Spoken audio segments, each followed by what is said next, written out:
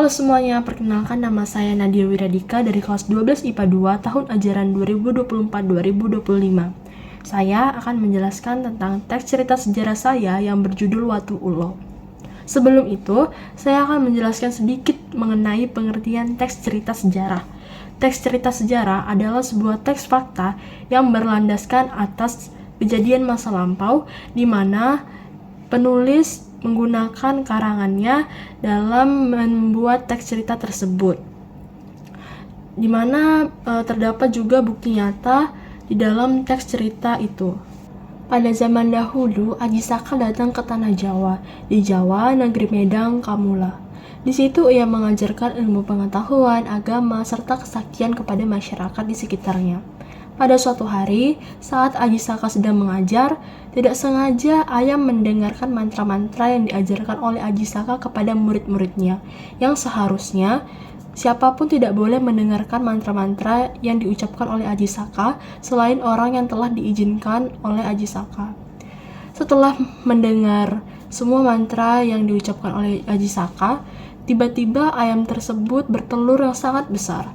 Anehnya, ketika telur itu dierami dan menetas, yang keluar bukan anak ayam, tetapi anak naga raksasa. Anak naga raksasa tersebut bisa berbicara seperti manusia, dan ia terus menanyakan siapa ayahnya. Hingga penduduk sekitar bilang, tanya aja ke orang sakti yang bernama Aji Saka, dia pasti tahu siapa ayah kamu. Jadi anak naga tersebut bertanya kepada Aji Saka siapa ayahnya. Kemudian Aji Saka terkejut karena dia tahu itu anaknya. Lalu dia mengakui bahwa anak naga tersebut adalah anaknya yang secara tidak sengaja dibuat karena mantra yang diucapkan oleh Aji Saka saat telur ayam itu menetas. Meskipun mengakui bahwa anak naga tersebut adalah anaknya, Aji Saka tidak memperbolehkan anak naga tersebut untuk mengikutinya. Aji Saka malah menyuruh anak naga tersebut bertapa di pantai selatan, dan anak naga tersebut pun menuruti perintah dari ayahnya. Saat bertapa, naga itu sesekali bangun untuk meditasi dan makan binatang apapun yang ada di sekitarnya. Ratusan tahun ia bertapa, tubuhnya pun mulai membesar. Badannya sampai ke Jember, kepalanya di Banyuwangi, serta ekornya memanjang sampai ke Jawa Tengah. Hingga dia juga kehabisan makanan sehingga ia mencarinya di tengah pantai Laut Selatan.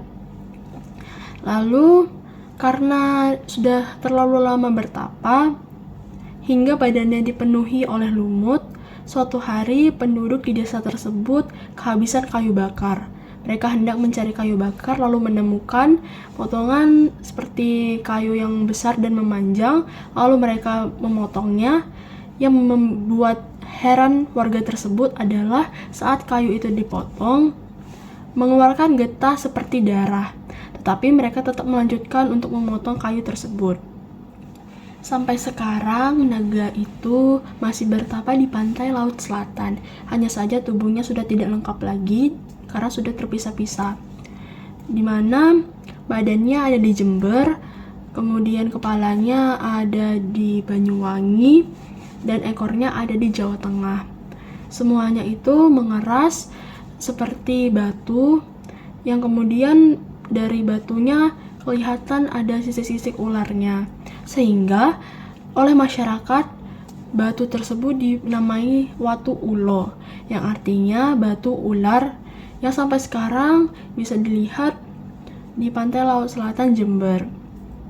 Hingga konon katanya suatu hari batu itu diyakini akan berubah menjadi pemimpin atau penguasa Laut Jawa.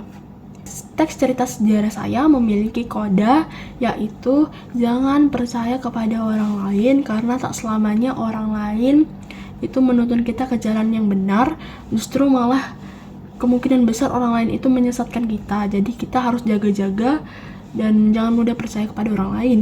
Demikianlah cerita sejarah saya. Mohon maaf jika ada kesalahan dalam penggunaan kata.